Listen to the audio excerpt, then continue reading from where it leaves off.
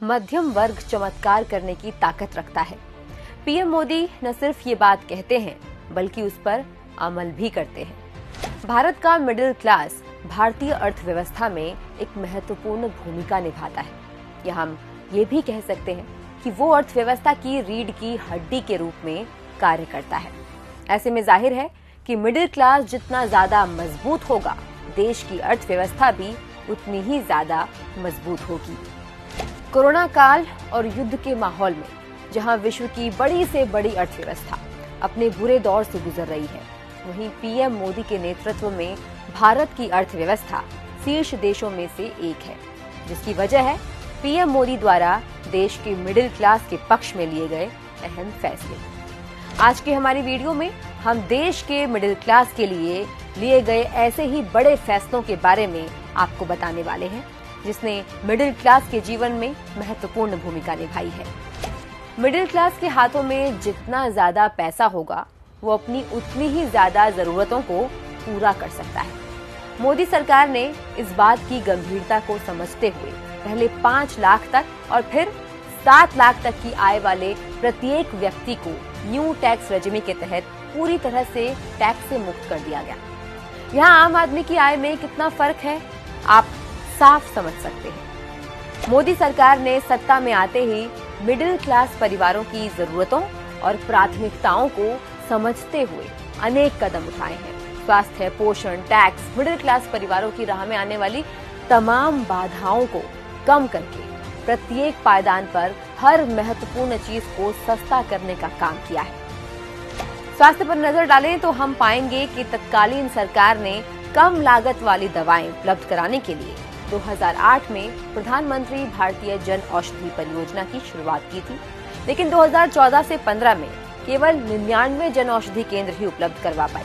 लेकिन मोदी सरकार के सत्ता में आने के बाद जन औषधि केंद्रों की संख्या बढ़कर 9000 से भी ज्यादा हो गई है।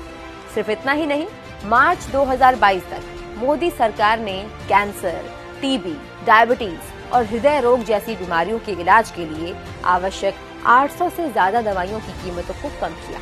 इसके अलावा 2022 तक जन औषधि केंद्रों पर टाइप 2 डायबिटीज के सभी किस्मों के लिए दवाइयों की कीमतों को भी 60 से 70% कम किया गया। गंभीर बीमारियों के इलाज के लिए प्रधानमंत्री जन आरोग्य योजना के तहत लगभग 18 करोड़ परिवारों को वित्तीय सहायता प्रदान की गई है। मोदी सरकार ने बच्चों की उच्च और बेहतर शिक्षा देने के उद्देश्य से न केवल पब्लिक स्कूलों और कॉलेजों के लिए धन में वृद्धि करके वित्तीय सहायता कार्यक्रमों का विस्तार किया है, बल्कि उच्च शिक्षा के लिए इच्छुक परिवारों के लिए कम से कम ब्याज दर वाला ऋण है वो प्रदान करवाया जा रहा है। सस्ते एजुकेशन लोन्स का सबसे बड़ा लाभार्थी हमारे देश का मिडिल क्लास ही तो है। इसके साथ ही 2020 में घोषित की गई एनईपी अर्थात राष्ट्रीय शिक्षा नीति ने भारत की विशाल शिक्षा प्रणाली को एक नई दिशा दी है, जिसमें 15,50,000 से अधिक स्कूल, 50,000 उच्च शिक्षण संस्थान शामिल हैं, जो 108 लाख शिक्षकों के माध्यम से 28 करोड़ 53 लाख विद्यार्थियों को गुणवत्तापूर्वक शिक्षा प्रदान की जा रही है।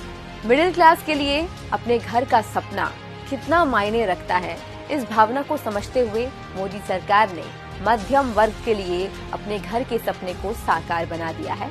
प्रधानमंत्री आवास योजना शहरी इस ओर एक सराहनीय कदम तो है ही, इसके साथ ही मोदी सरकार प्रधानमंत्री आवास योजना अर्बन के CLSS वर्टिकल के तहत होम लोन पर ब्याज सब्सिडी भी प्रदान करती है। मध्यम आय वर्ग के कुल 6,15,000 लाभार्थियों ने CLSS के माध्यम से आवास ऋण पर सब्सिडी प्राप्त की है। मोदी सरकार द्वारा ब्याज दरों को कम करने के उद्देश्य से की गई नीतियों को लागू किया गया है। इस प्रकार होम लोन्स को अधिक किफायती बनाकर आर्थिक विकास को लगातार प्रोत्साहित किया जा रहा है।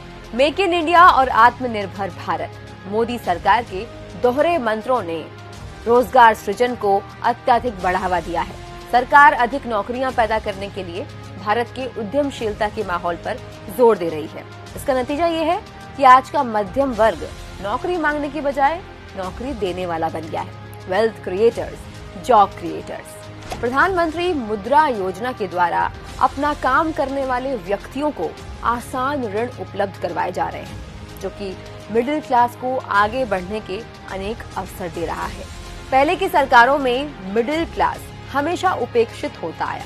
उन्होंने कभी मिडिल क्लास को बेहतर सुविधाएं देने की नीयत ही नहीं रखी। लेकिन आज मोदी सरकार में मिडिल क्लास को मिलने वाली हाईटेक सुविधाएं जनता के मन को गर्व से भर देती है। वंदे भारत एक्सप्रेस, राष्ट्रीय राजमार्गों के विस्तार, व्यापक सड़क संरचना, गांव-गांव, शहर-शहर को जोड़ती पक्की सड़कें, रेलवे का बढ़ता विस्तार, हाई क्लास स्टेशन, एयरपोर्ट्स और मेट्रोज देकर मोदी सरकार ने मिडिल क्लास की इच्छाओं को विस्तार दिया है। इस बात का अंदाजा आप इसी बात से लगा सकते हैं कि जहां आजादी के 70 सालों तक देश में एयरपोर्ट्स की संख्या सिर्फ 74 थी, जो मोदी सरकार के बीते 9 सालों में बढ़कर 148 हो गई है। आज हवाई चप्पल पहनने वाला भी हवाई यात्रा करने में सक्षम है। 2010 में भारत में इंटरनेट की पहुंच यानी कि इंटरनेट पेनिट्रेशन 10% से भी कम था। डेटा महंगा होने के कारण मिडिल क्लास की पहुंच इंटरनेट तक ना के बराबर थी। लेकिन मोदी सरकार के सराहनीय कदम उठाते हुए बाजार में अन्य प्रतिभागियों को भी स्थान दिया गया। नतीजा, डेटा सस्ता हुआ और जन जन तक पहुंचा। पिछले 9 वर्षों में इंटरनेट डेटा की लागत 25 गुना तक कम हुई है, जिससे यह दुनिया में सबसे सस्ता हो गया है। इसके साथ ही डिजिटल भुगतान ने भारत को स्थायी रूप से बदल दिया है। यूपीआई डिजिटल भुगतान प्रणाली का एक प्रमुख घटक बन चुका है, जो भारत इंटरनेट की पहुंच में कभी केवल 10% तक ही था। आज वही भारत डिजिटल भुगतान में सबसे आगे है। इसलिए कहा जाता है कि मोदी है तो मुमकिन है। भारत में नया गुड्स एंड सर्विस टैक्स यानी कि जीएसटी का मामला लंबे समय तक अटका हुआ था। मोदी सरकार ने सत्ता में आने के 3 साल बाद संसद से जीएसटी को पास कराया और ये देश में 1 जुलाई 2017 से लागू हो गया। देश में कर सुधार की दिशा में ये सबसे बड़ा कदम था। जीएसटी लागू करने का मकसद एक देश एक कर यानी कि वन नेशन वन टैक्स प्रणाली है। जीएसटी लागू होने के बाद उत्पाद की कीमत हर राज्य में एक ही हो गई है और राज्यों को उनके हिस्से का टैक्स केंद्र सरकार द्वारा दिया जाता है। मोदी सरकार का ये कदम मिडिल क्लास की जेब के लिए लाभकारी साबित हुआ है। यूं तो मोदी सरकार मातृ शक्ति के सशक्तिकरण के लिए पहले से ही कई अभियान चला रही है, किंतु 2023 से 2024 के बजट में मोदी सरकार महिलाओं के लिए एक विशेष अवसर लेकर आई है, जिसका नाम है महिला सम्मान बचत पत्र योजना। ये योजना एक छोटी सी अवधि की स्कीम है, जिसमें 2 साल के लिए भी निवेश किया जा सकता है, जिसमें सालाना के आधार पर 7.5% का ब्याज मिलता है। ये योजना एफडी की तरह ही है, जिसमें कम अवधि में निवेश करके अच्छा ब्याज प्राप्त किया जा सकता है। इसके साथ ही इस योजना में निवेश करने के लिए उम्र की सीमा नहीं तय हुई है। इसमें आंशिक निकासी की अनुमति भी मिलती है। 2012 कांग्रेस शासन में भारत में आम जनता जहां 3G सुविधा से जुड़ नहीं पा रही थी, वहीं मोदी सरकार में आज जन जन को 5G सुविधाओं से जोड़ा जा चुका है। आज के दौर में जहां ज्यादातर व्यापार इससे जुड़कर आगे बढ़ रहे हैं, ऐसे में मोदी सरकार द्वारा 6G की पहल भी की जा चुकी है, जो मोदी सरकार की दूरगामी सोच को दर्शाती है। मोदी सरकार का नारा सबका साथ, सबका विकास और सबका प्रयास से जुड़ा है और यदि मिडिल क्लास का और विकास होता है तो ये देश का विकास होता है। इसीलिए तत्कालीन सरकारों की तरह मोदी सरकार ने मिडिल क्लास को हाशिए पर नहीं रखा, बल्कि खास बनाकर उनकी इच्छाओं और उनके सपनों का मान रखा है।